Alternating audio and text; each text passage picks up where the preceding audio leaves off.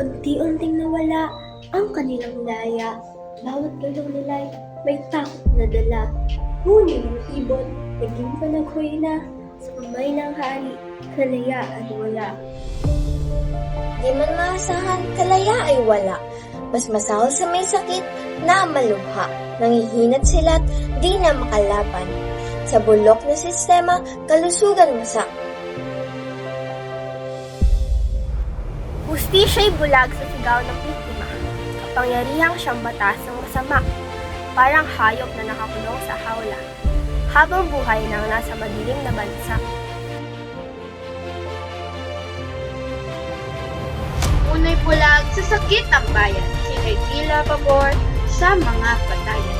Bawat utos niya'y tila kutsilyo na, sa likod ng trono'y pagtataksil dala.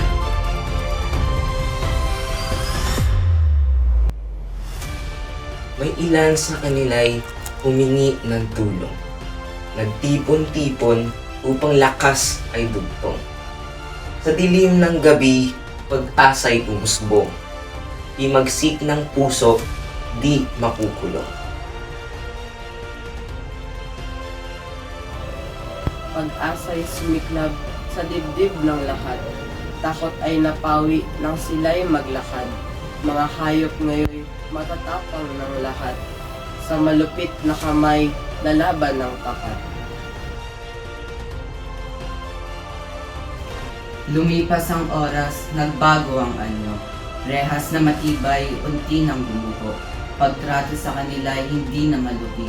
Sa pagkakaisa ay tagumpay ay abot.